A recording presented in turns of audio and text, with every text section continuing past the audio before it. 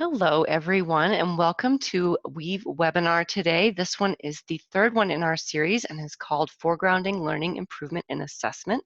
We are so excited to have everybody here. My name is Amber Malinowski, and I am the Director of Content and Communications here at Weave, and I am lucky enough to get to do the webinars.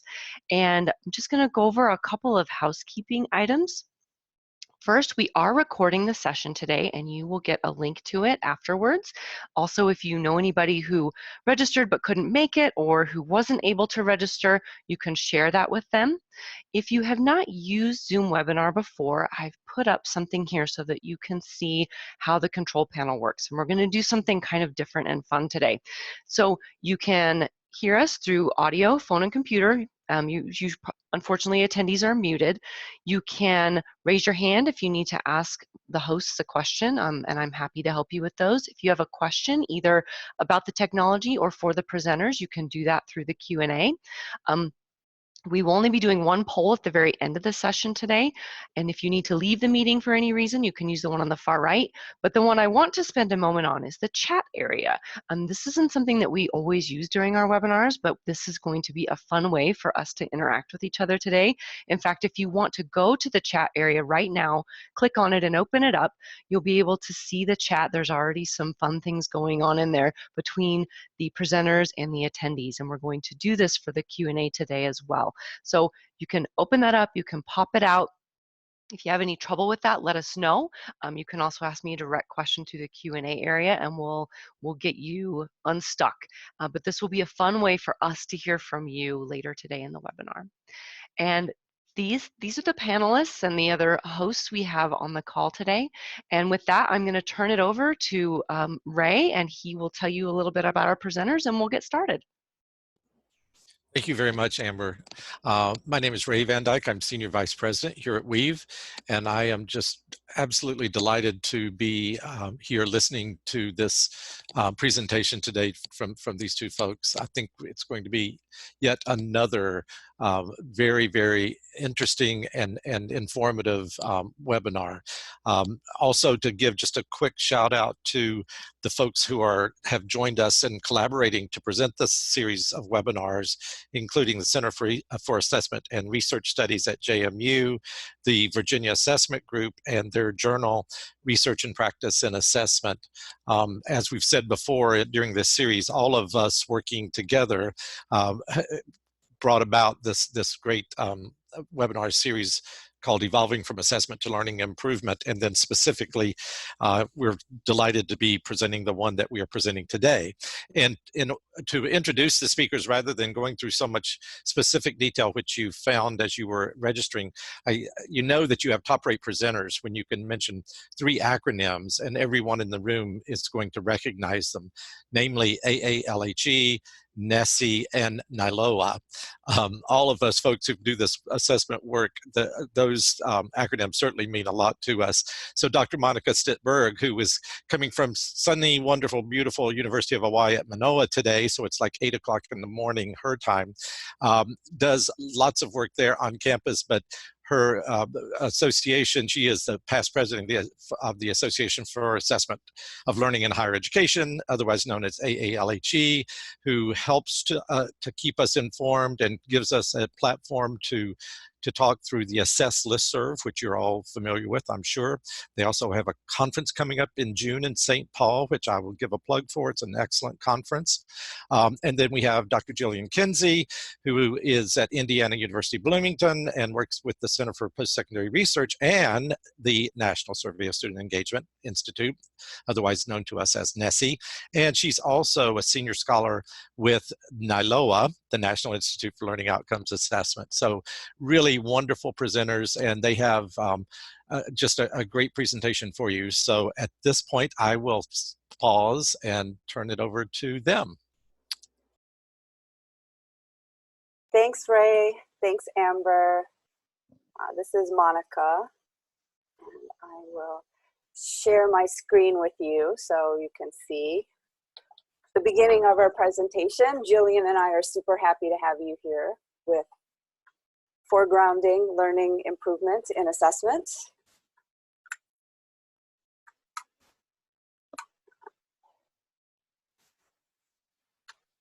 go. In case you've never met us, we thought we'd share our photos so you can have these in mind when you hear us talking. And I'll let Jillian start us off. Jillian? Thanks, Monica. Well, everyone, I'm really glad to be here today and am happy that you're interested or curious about going on a little exploration here about what it means to foreground learning improvement in assessment. And I want to start by just getting us to think a little bit about where our head goes and what we see and what we hear when we think about assessment on our campus. And I want to put you in the mind frame of what you really want to see and hear about assessment. So I know where some of your heads may have gone, and I want to put you in a positive headspace here. So the first one is maybe you think, okay, we're going to get this snazzy report, something that's really accessible, it's concise, it really gives us some entree into what's happening on our campus and how well students are learning. But maybe another positive way that you're thinking about or hearing some things about assessment is that assessment is something that affords you insights and helps you connect things on campus. But maybe another approach that you're starting to hear or see is an approach that gives you some really snazzy dashboard displays, something that's democratized, that a lot of people can see on campus and get access to. Maybe another thing you're thinking about, hoping to see on your campus are people meeting and looking excitedly. I don't think any of those are wine glasses. It all looks like water to me. But maybe there are some folks around a table actually considering results and looking very animated about those results. And then maybe there's folks jumping for joy, excitedly thinking about what is my experience at this institution and how can I demonstrate it in an assessment report or an assessment finding. And then finally, where we want to start to put your head into when you think about assessment is, how does assessment help make something better on the campus, whether that be students learning or the quality of educational processes? And that's where we really want to be today. And I think there are lots of qualities of good assessment practice that we can all enumerate. And I already shared some of those in the previous slide. We want reports that are concise, we want accessible displays, we want people having animated conversations, but really, what we want to talk about and focus our attention on today is realizing real improvements in student learning. And that's, the real challenge, I think, in assessment today is that idea of closing the loop.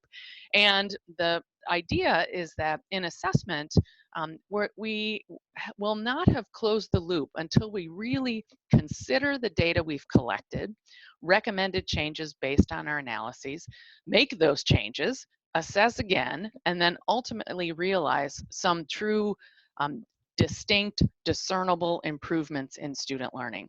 So that's where we want to focus our attention. And with that,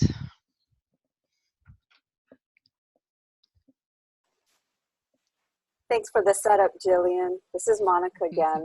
We're going to tell you 2 assessment stories, and then when we're done, we want you to think about what makes these good assessment stories. Does anything surprise you? And what assessment moves do you notice in these stories? And then we'll be able to do that using the chat feature if you send it to everyone, all panelists and all attendees. Yeah, my chat option has disappeared on mine, but I'm hoping you can see the chat on yours. If chat doesn't work, we can move to Q&A. So here we go. The first story that we have is from my campus, where we were very interested in assessing our students' information literacy skills.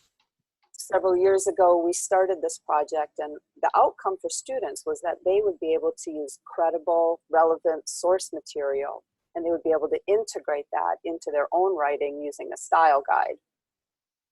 The faculty who are teaching these courses got together and they generated a rubric. Then my office, the assessment office, we took a random sample of the 1,600 students who were enrolled.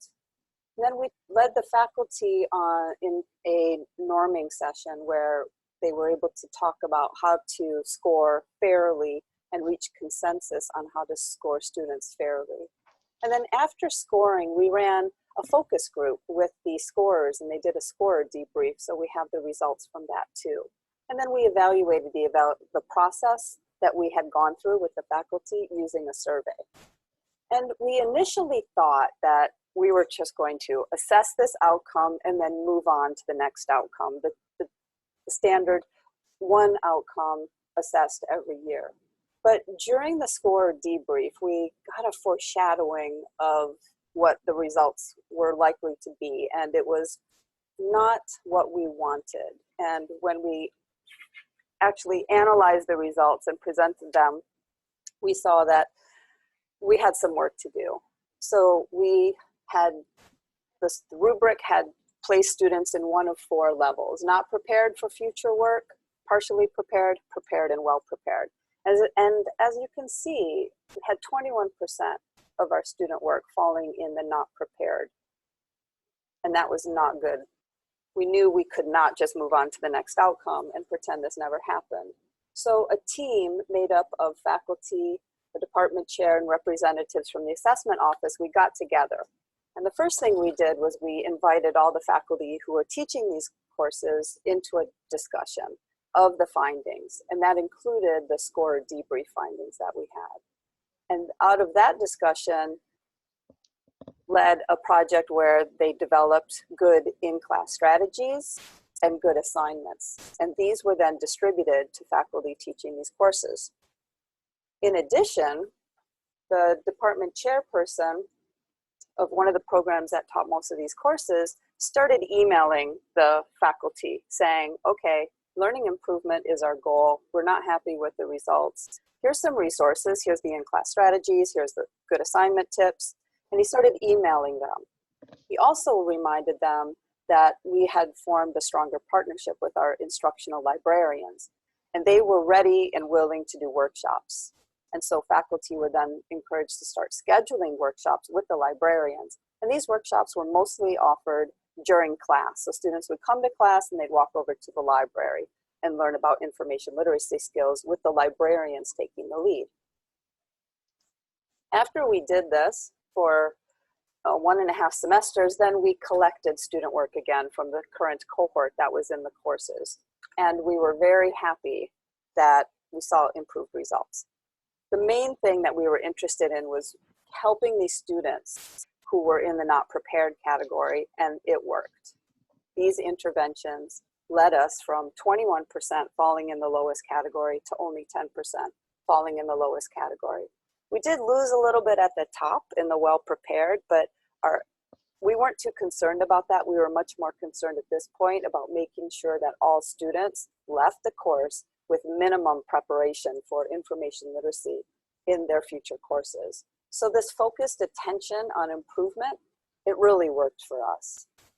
That's our first story, and Jillian has our second story. Great. So Monica just shared a very particular story that exists within a department, and it had some effects on a particular course. I want to kind of take this to a slightly different level in scope by talking about an institution that was intent on revising its first year seminar, a seminar that had been required for some time, about a dozen or so years at the institution, that they were kind of seeing some mixed results on in terms of its true role in helping students transition to the institution, and as a real entry point for students to get engaged with learning and to discover some passion and to start to be encouraged to explore their own interests in their undergraduate experience. So a group of faculty and staff had gotten together to say it's probably time to really start to look at our evidence about the quality of this seminar overall. And they were particularly drawn to some assessment evidence that indicated the quality of the student-faculty interaction were actually a little bit low, that the level of academic challenge was not where they wanted it to be, and the extent to which their students were engaged with each other were not quite where they wanted it to be. And here's some of this evidence in front of you. So you can see that here's a very simple, straightforward bar chart that just indicates mean scores over time from 2015 to 2018 that came from NESE, that charted the scores around two broad dimensions: student-faculty interaction and the quality of interaction between students and faculty and students and peers. And these scores are not where the institution thought they should be given the focus of this first year seminar. So they're pretty broad measures of the quality. So it wasn't enough to make decisions, but they knew they didn't like where they were given the goals of this seminar to affect these dimensions. So they put together a task force, and the task force initiated a prompt that you see on the screen now. The prompt was just simply asking students about the most satisfying interaction with their seminar faculty and classmates, because they wanted to get a little bit more specific to the course-based experience and what's been disappointing. And this revealed some very specific valued interactions and things that the students were a little bit disappointed with about their experience.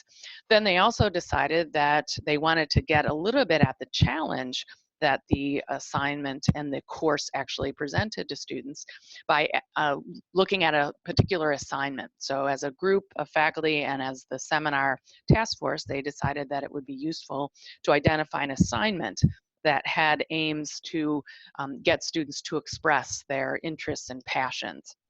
And they reviewed that for the extent to which the faculty felt it demonstrated those kinds of emerging ideas and passions that they so wanted the seminar to contribute to. So on the next slide, you'll see that we went from this kind of broad view of assessment evidence to a task force that not only considered that evidence, but then outlined a plan for change based on this evidence. And they started to do some different practices. They started to enact a sharper assignment related to the passions and interests. And they also were a lot more intentional about doing some faculty training. And then they went back, as you saw on that previous slide, to look at their 2018 results post their changes. Thank you, Monica.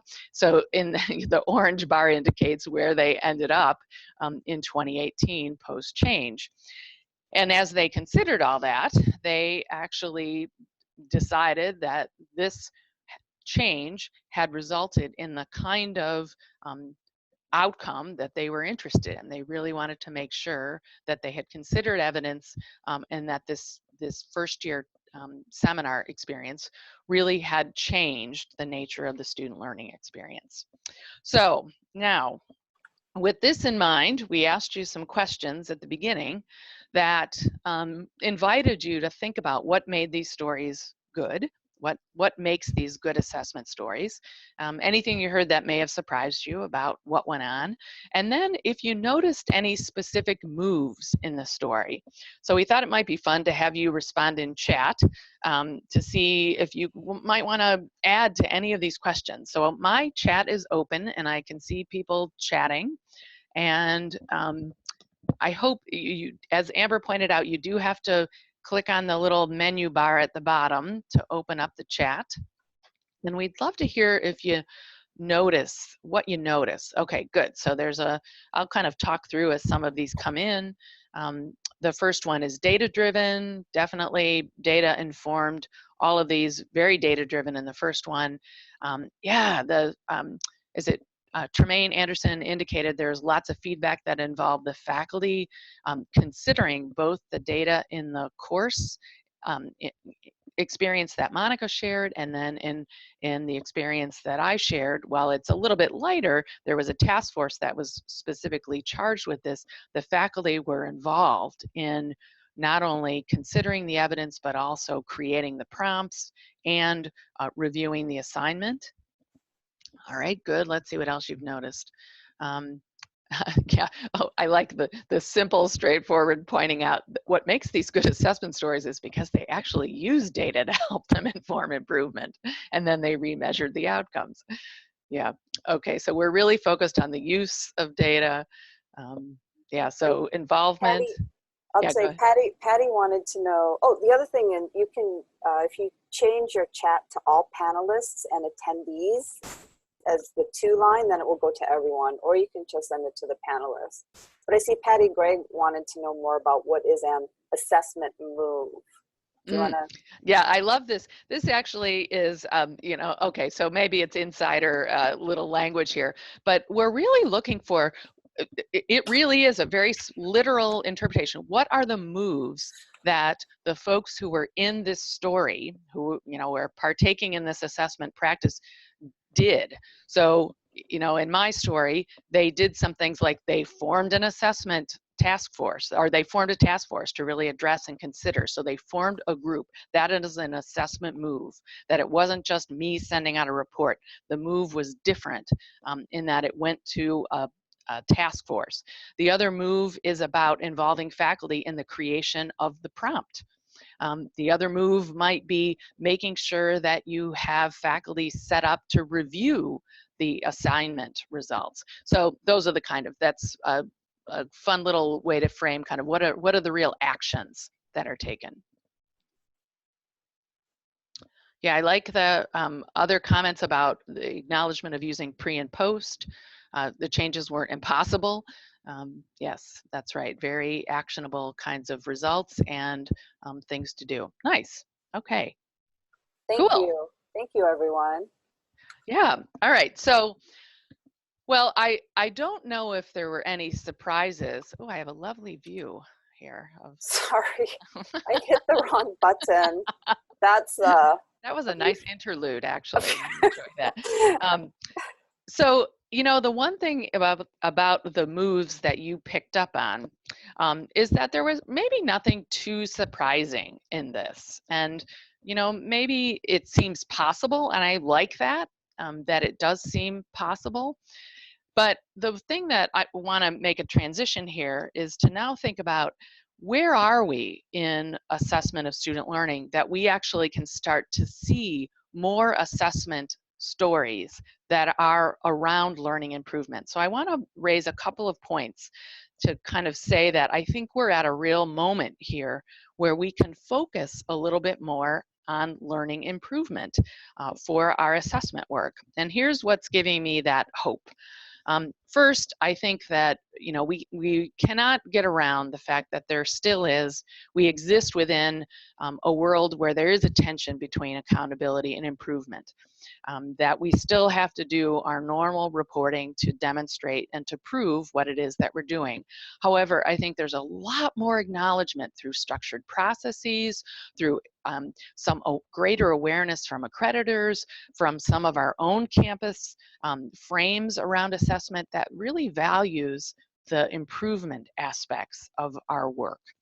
The second point that I think is showing some promise is that there's some real press to make sure that we really are, the work that we're doing is making a difference to student learning. So I think we're more inclined to buy into something or to say, I will do this because I think it will make a difference for student learning on my campus. The other thing is that in the NOLOA report, Assessment That Matters, that we issued in 2018, we actually saw a lot more evidence from the respondents that indicated that assessment has informed change on their campus. And I'm going to share a few of these in the next couple slides. In that, here's a very specific example. We asked people, have you noticed, in an open-ended question on this survey that we sent out to campuses, and asked, what kind of change did you see as a result of assessment? And there was a great reporting of changes at the course and assignment level that assessment had helped inform, that there were the new practices and opportunities and co-curricular experiences had been created, that the institution saw some policy changes around, you know, all sorts of things, from registration to policies about deadlines and withdrawal deadlines, and some other policies that had to do with grades, that all were informed by assessment results. And then there were real course revisions to assure learning gains. So not only in practice and what courses we're doing, but through, for example, greater explication of student learning outcomes in courses. So there was some really great, I think, promising evidence that change was already occurring as a result of assessment outcomes. So the next slide, you know, again, just more of the same. We even saw program level curricular revision. So it wasn't just kind of real focused on kind of small level assessment. It had program level implications, and then some very specific revisions related to prerequisite courses to include ideas and lessons from assessment. And then Monica was going to share something specific from her own institution. Yeah, so I went back and looked at some of our 2018 reports, and these are very typical types of program or degree program changes. People are changing prerequisite courses, adding them, changing the grade requirements. We also have the quote on the right from our business BBA program. They wanted to move to more skills that the profession had identified. They used their alumni boards to help them interpret results and to make changes. And on the bottom, our chemistry and our science courses are, like many students across the nation, they struggle with OChem, etc. So they started the Peer Learning Assistance Program. So these are very typical types of changes we see being reported in the assessment reports. So for me, it really signals, I was really proud of the number of changes that people were reporting, rather unsolicited. It surprised me a bit to see how many changes folks were willing to report were informed by assessment work. And to me, that suggests two things. One, it really suggests that we ought to be more thoughtful about logging those kind of changes and that kind of effect. And I don't know if your assessment reports provide that occasion to really say, and to record, how are you, what happened as a result of this information, and what changes did you make? So to me, that's a good question to actually add to any sort of assessment reporting, so that you can actually log it. But I think what it also suggests is the need to really think about and give people more prompts to wonder themselves about the value and purpose of assessment work. So in what way has it contributed to changes in the student experience in learning and success? So probably not a has it, but how has it contributed? And then how has it helped create higher quality learning? So you're kind of inviting them to think about these questions before they even, maybe as they're creating an assessment plan, how might it create a higher quality learning experience?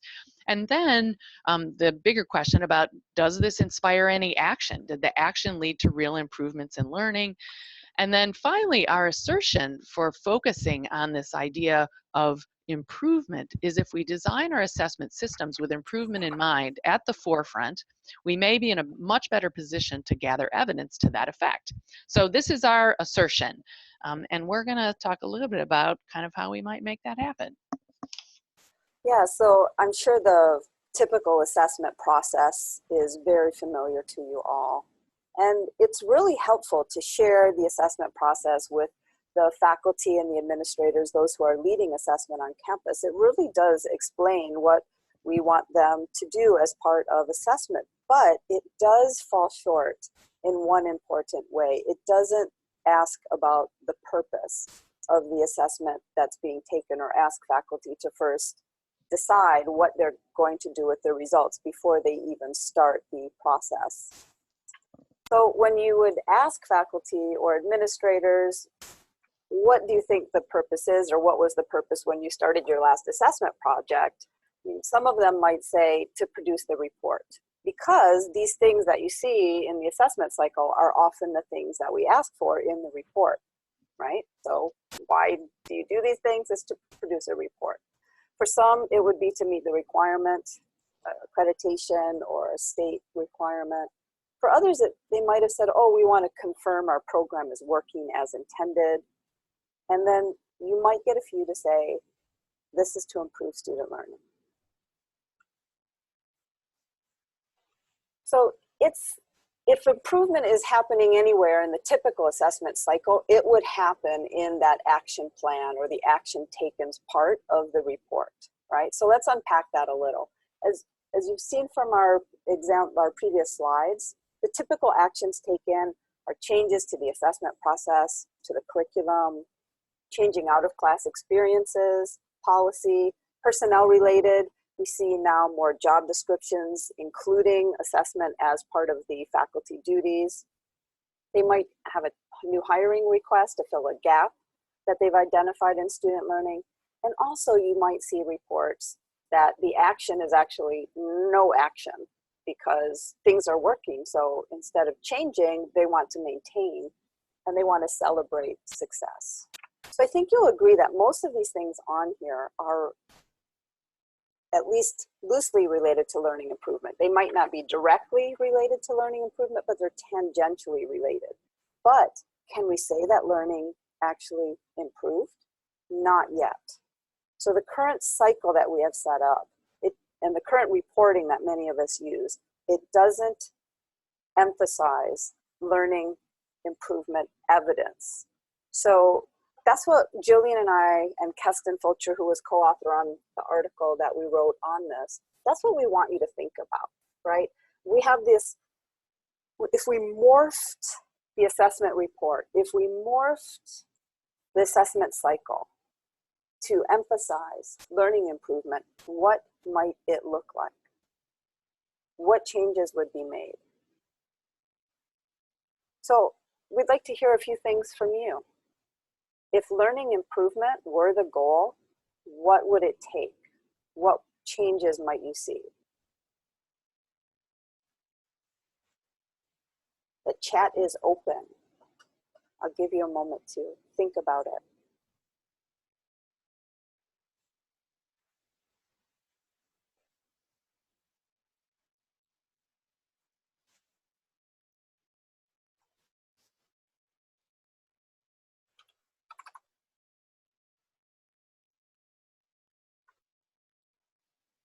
Don't seem to have many takers. I want someone to be really radical and say, stop reporting. I know. No reports due. Okay, now we're getting some, oh, yay, some friends are reporting. Yay, Linda.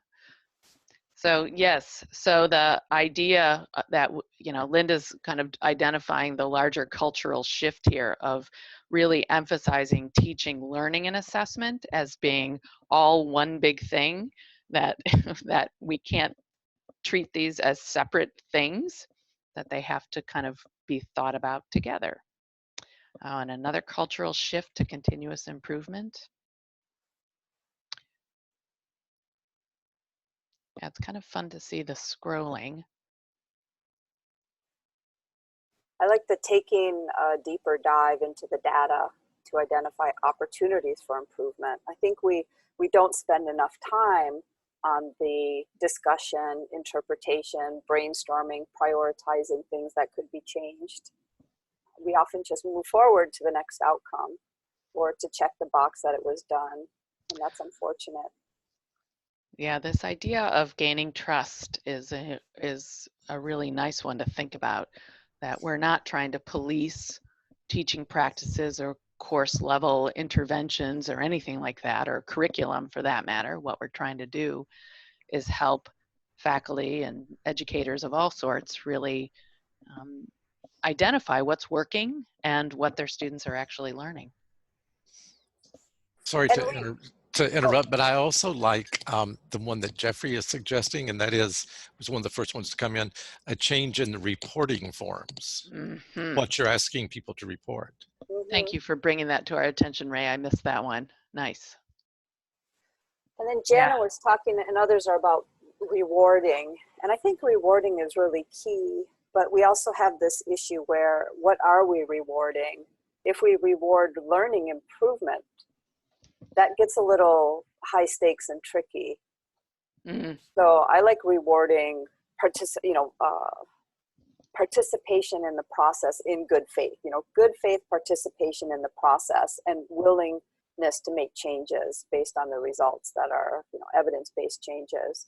Because we've all seen what happens when we reward demonstrations of like students improved. We all seen what the negative consequences of that. But rewarding the process and participation is so important.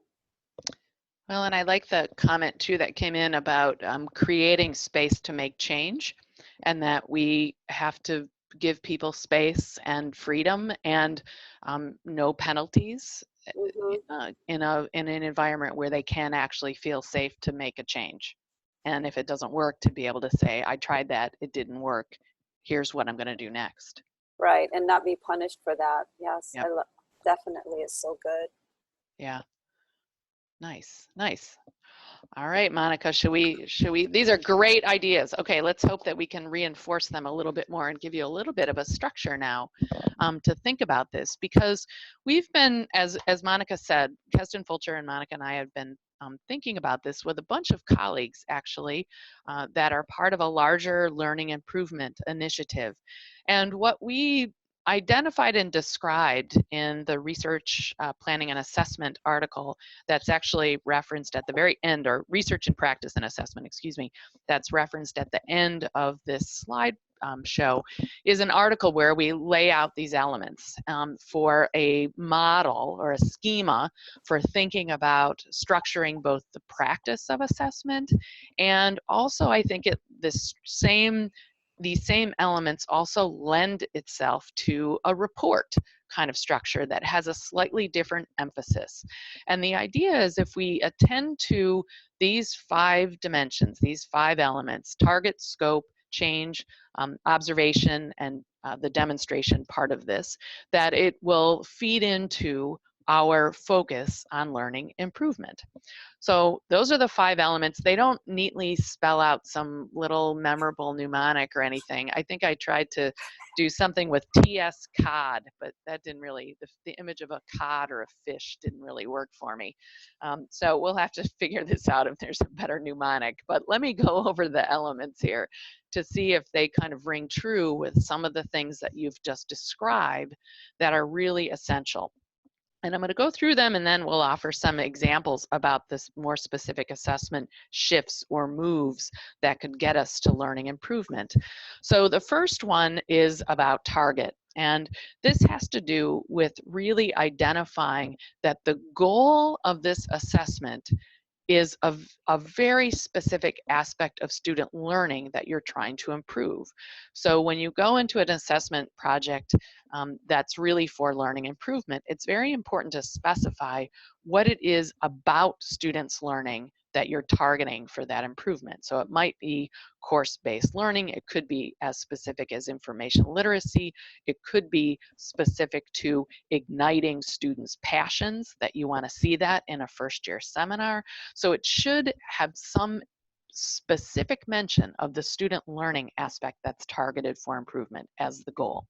The second dimension that's important to start to sketch out and imagine is, what's the scope of this learning improvement initiative? Is it going to be primarily at the course program, university level? What's the scope of it? And to be realistic and defined as, here is the scope. Be as specific as you possibly can about where this might occur and where it might actually, you might be able to see the change. The third element is to actually start to describe the change in curriculum or pedagogy that you think actually will cause the learning improvement. So here's where intentionality comes in about the effect. So, you know, we're all educators. We know we have some beliefs about what will actually prompt or cause the change in learning. So we ought to say those and be explicit about what it is that we think we're going to do that might actually cause a learning improvement. The fourth element is the measurement aspects of this work. And really, I want to expand that to think more about a collection of evidence. I think we can get really caught up in the measurement aspects of our work. And what we want to think about is, what are the different forms of evidence that can be assembled that will both identify some pre-measures, so prior to the change, and then post the change to see if what you proposed and what you thought would actually cause the change actually did have that effect. The final element is that there's some consideration, some evaluation and interpretation of the improvement evidence to try and track and document and demonstrate what actually where the change occurred, what prompted and what caused the change, as much as we can infer causality in our assessment world, and then the forms of evidence that are used, and then how we made sense of it to demonstrate. So this is the overall, the 5 elements, and we're going to give you some examples next of what are some things that might help start to move towards this. So one is by just using the elements. The second is to really, I want to elaborate on a few of the elements themselves. The first one that is absolutely critical is to be explicit about the goal of demonstrated learning improvement. That is what we're after. So the more you can help people envision what that is and the fact that that is the goal of our assessment practice, the better we'll be and the more likely we'll actually be able to get to that learning improvement phase. And we do have a caveat here that the change itself or the learning improvement may not be appropriate in all cases, and you can imagine where that may not be appropriate is if you actually discover that the learning is where you want it to be. So yay, we're satisfied. We actually want to make sure that the learning is at this level. We did this information literacy work and it actually is where we hope it be. So it doesn't always suggest that an improvement is necessary, but that's where you want to at least start, that if improvement is deemed necessary, we're going to make that change. The second idea here is that we need to really be broad and inclusive. And I think you saw this in both of the stories that we started with, that we want to widen the base of assessment expertise. We want to bring in people who understand curricular development, maybe even some learning science expertise, because those are the folks who understand what it will take to get that kind of learning improvement. Maybe even, as Monica did in her example, has subject matter expertise with information literacy. So we want to bring in some of that, and we want to create space, as they did for the first year task force, even in the example that I shared. We want to create a space and some expertise around this work. In the next slide, I think it also suggests that we want to reimagine our assessment reporting as learning improvement reporting. So imagine a report, an assessment report that gets refashioned as learning improvement report. And then you're reporting on all of the elements that we just described. And that's kind of where we want to be. And I think this is a really reasonable shift if we can really start to think about how we can get faculty to describe how a previous change impacted learning. So I think it's within their wheelhouse to actually bring this to a more full fruition if we tap some of their past experience as well. And then I think we need to be a lot more public about where some of that change occurs. So here's a really straightforward, simple example of a focus on how, in this case, a data point, a piece of evidence about what students valued was used and reported as a change. You reported this, students, and here's what we did to change that process and to allow more of that. So the more public we can be about highlighting the change and connecting it to real evidence, and then telling that story about improvement, the more we can get people oriented around that practice. Another a lesson that we learned even in the NALOA report that I referenced earlier is this actually came from a provost who indicated that we should be unafraid of telling our stories about improvement and how we're embracing data and what we're learning from that, and that it really should be focused on improving student learning. So I was, again, pleased to hear provosts making these kinds of claims about the need to focus on improving student learning. So Monica, I think, is going to do a little sum here. Yeah, let me summarize some of the lessons that we've learned and we've heard from others. And some of you have mentioned this in the chat already. Like one, how do you get faculty buy-in? Well, I always start with the willing. And I encourage you to start with a willing group, a group that is interested in learning improvement and is willing to change their behavior if needed, behavior in the classroom, etc. So if you start with the willing, I'm hopeful that as more people see that success, because of the communication that Jillian talked about, you'll get a bigger group over time. The other thing that we've learned is these are multi-year projects. We're not talking about pre-post in a single semester. We're talking about making larger changes, and it definitely will take several years. The information literacy project took about 3 years. So go in knowing that improvement takes time and be in it for the long haul. And this means you do have to set up some steps so that when you have committee turnover, et cetera, that's the improvement focus is oriented, even with the new people. Provide ongoing support for the change and frequent communication about the change. So once you get the faculty to agree on what they're going to be doing, either in or out of class, or maybe it's a co-curricular project and what's going to happen outside of class, people have to know how to make that change. They might not be able to make the change. They might not be able to use a different pedagogy. They might not be able to use a new assignment technique or flip the classroom or whatever it might be. So you have to provide that faculty's professional development. And then you have to keep communicating about the change. Hey, don't forget that we said we're going to have librarians offer workshops for us, because we've all seen it happen over time, right? There'll be drift. People will drift away from the good idea that they had at the beginning of the semester. And just imagine 2 years later, few people might remember what it took to get the student results up. So provide that ongoing support, professional development, and then have somebody keep reminding faculty about, this is what we agreed to do, here are the resources. And finally, prime people for change. And Jillian and I both really rely on something from the field of program evaluation, which is the utilization focused evaluation approach to assessment and evaluation. And this asks people to start with the change that you want to make in their minds, one possible change. So utilization focused, as you're planning the project, before you even start, you think about how might you use what you find? Who else will want to know?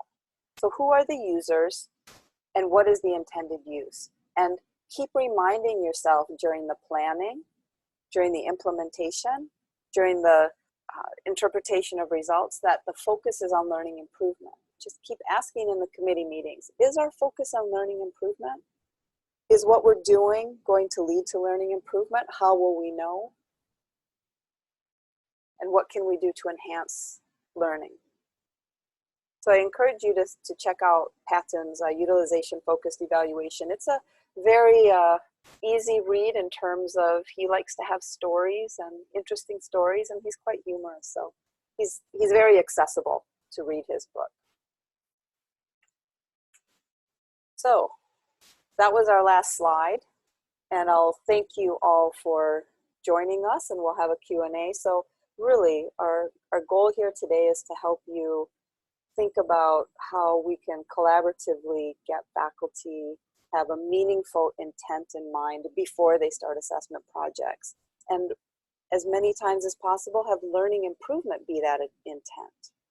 And we hope that you and others on your campus will share the 5 elements that Jillian described, and that you'll lead faculty and others in a discussion about how those elements can be part of their understanding about assessment, and how those 5 elements can help them plan and carry out a project.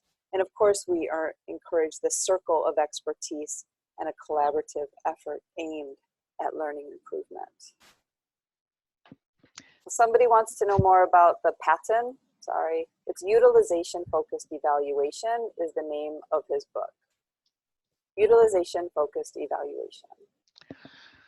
You know, Monica, one of the things that strikes me is I can imagine creating an assessment opportunity, almost like a faculty learning community or an assessment learning community, let's call it, where the emphasis is specifically on learning improvement. That might be a fun way to perhaps draw in some faculty, particularly emphasizing, as Linda Townsend pointed out in the chat earlier, this emphasis on teaching, learning, and assessment, that an emphasis on learning improvement might bring in some faculty who may not have traditionally been involved in assessment because they're not working at their department or program level work.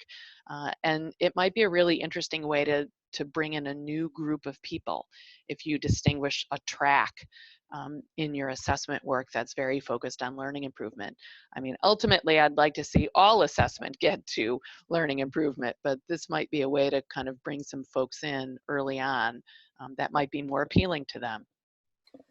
Yeah, I think what you're suggesting, Jillian, is not only a change of the intent, if the intent was not learning improvement to begin with, but a change in the branding, right? You're going to rebrand this as a learning improvement project, and that might help move the conversation out of the, as somebody said, the choir, the assessment choir, and move it into a different group on campus. You know, faculty who are caring about student learning, but they're not quite on board with assessment, but hey, they'd be on board for learning improvement.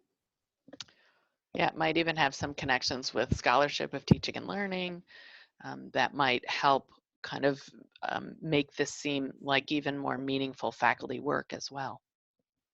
So the Research and Practice in Assessment, Volume 13, Winter 2018, that is the edition of RPA that has, it's exclusively devoted to the learning improvement that Jillian and I and Keston are involved with, as well as others. So it's an open access online journal, so hopefully you have the internet and can find that. Yeah, I don't know, Amber, if we have any questions or anything else. As Amber's kind of looking at that, I first of all want to thank you two so very much for this really, really enlightening conversation, because there were so many times that it struck me things that I have been thinking about that you really helped me connect. One is that whole notion of, for so long, we have considered a change as what we were striving for in assessment, but a change is not necessarily an improvement. And so when you were listing all those changes in the beginning, you know, it's like, yeah, that's great that you made all the changes, but Jillian, the way you brought that in, or both of you brought it into, you know, how was this an improvement in learning? Is really, that just has to be the focus of the work. And that the whole notion of the report being a learning improvement report rather than an assessment report, just really, I think, is a terrific idea. Thanks, Ray. I'm glad you picked up on that. Excellent. Yes. The part that it is always a tension for me is I want change to occur and I want assessment to facilitate change. But I also really don't want to leave out the idea that ultimately this has to be about changes in real changes, demonstrable change in whether students are learning and what they're learning. So to me, that still is an emphasis that is perhaps underemphasized in assessment work. Yes. There's a question about handling the conversation of non-instructional units contributing to learning improvement. And yeah. I guess I can start by saying, well, I handle that conversation almost the same way I handle the conversation with instructional units. Of course, they might not be able to have as the length of time with students that an instructional faculty member does. Like a program on our campus for undergraduate degrees is a 2 years. So those faculty have those students for 2 years. That's very different from advising or housing or a co-curricular program where they might have them just attend one event. So the amount of learning is probably going to be less because they don't have the students for as long of a time. But the conversation is really the same. What is the effect that unit wants to have on the student? And what change or what intervention or what activity are they going to provide? And then you just usually measure the learning either with a reflection or a survey. It's usually student self-report with a lot of our non-instructional units, but I do it pretty much the same. I don't know, Jillian, do you have any No, I was going to, comments? same thing. I think it's pretty much the same, except that you just have to acknowledge perhaps the scope is different. You know, the scope and the length of time might be different. You might actually be able to demonstrate some learning improvement quickly if a student has come in for a very specific, you know, I want to learn how to do this particular web technology, or I want to learn how to better manage my emotions, or whatever the non-instructional kind of experience is. Maybe it's something that's completely kind of practice or policy oriented. The student needs to make some declarations about majors or whatever. I mean, that actually could indicate that some action and some change has been made, and it's much quicker to document some of those things. And I think those are useful to think about, how the work in that unit, how the assessment could facilitate some of that. Yeah, and I'll just throw in an interesting, there's some articles written about museums and how they evaluate whether the museum visit was effective. That's an interesting literature that you could look at. Just they have to use creative techniques to get at the learning through going to a public museum of science and industry, for example. Are there other questions? You can type them either in the Q&A or in the chat window. This is Amber. There's one that's asking if you know of any example reports that might have a focus on learning improvement rather than assessment, if there's any examples you might be able to direct people to. Oh, I wish I had one at the ready. You know, we actually describe these examples in the paper, so they're not full. They're broader descriptions of the whole experience, as Monica and I just shared today. But I can't say that I've seen some. But Monica, do you want to talk about what the Learning Improvement Group is doing? There is a learning improvement. Actually, a learning improvement story collection team that we're going to launch a website where we will ask people to submit their examples of learning improvement on their campus. And that will help us understand the wide range of learning improvement projects that are happening.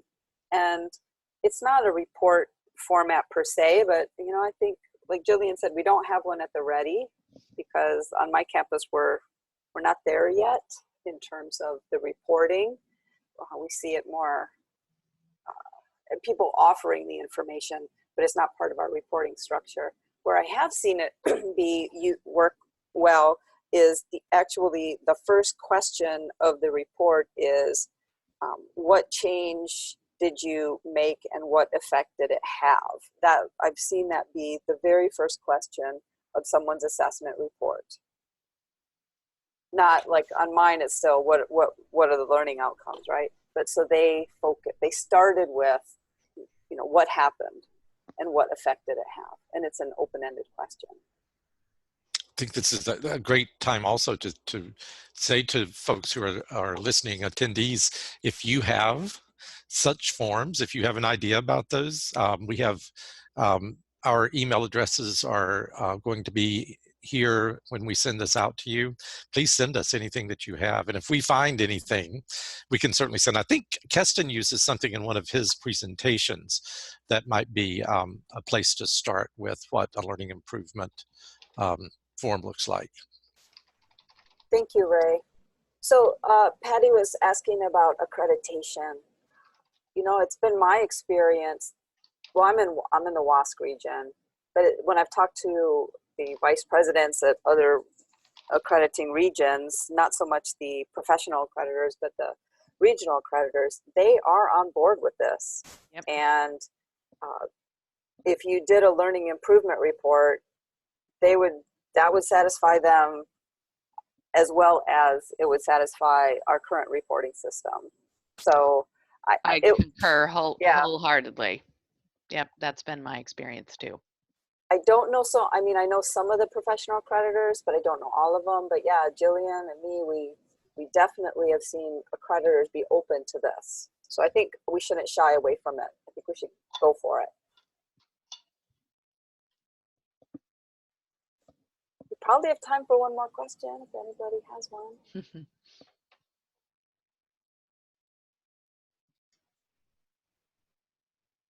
I loved all the participation in the chat today. That was really fun. I really enjoyed that. This is Amber. I thought that was great. So thank you everybody for participating as well. Are there any other questions or comments from the audience or from our wonderful presenters? No, I'll just add my thanks to your participation and to thinking about this. I hope it provided you some pause in your otherwise busy day to start to think about what a learning improvement focus could look like. So thank you. I'm going to save our chat. Thank you, everybody. Yes, I did that as well.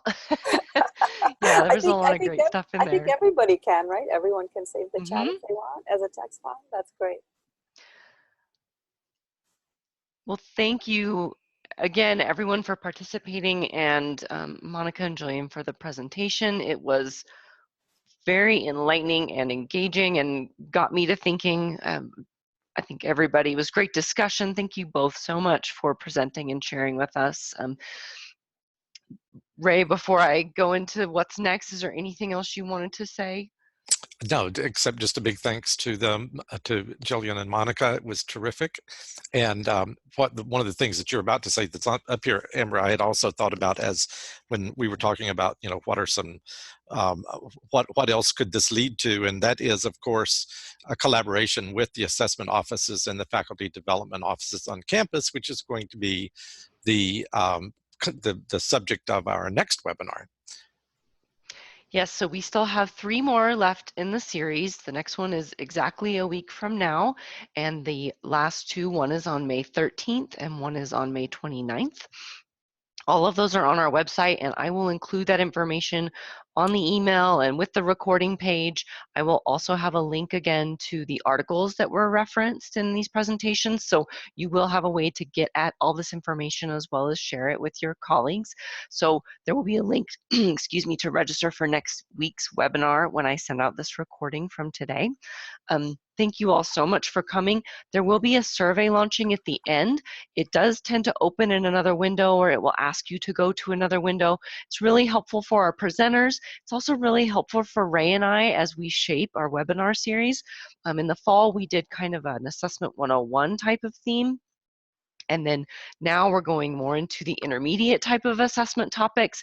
We're also looking at doing something on specialized areas, specialized accreditation, program reviews, strategic planning. So your feedback helps us develop those, including if you know presenters that would be good at this, we would love to hear about that. So if you could please take the survey, we appreciate that.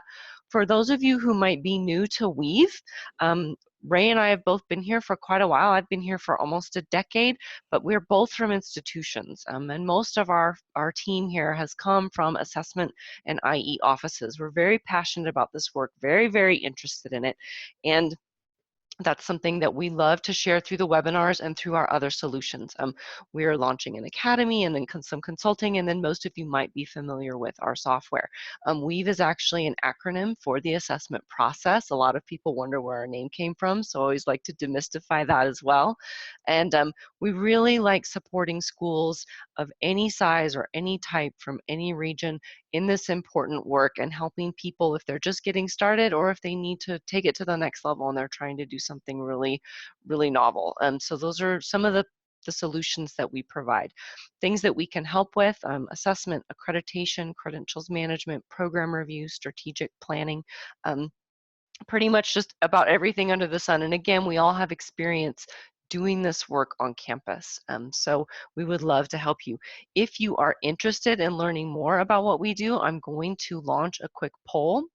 And you can let us know if you'd like to know more.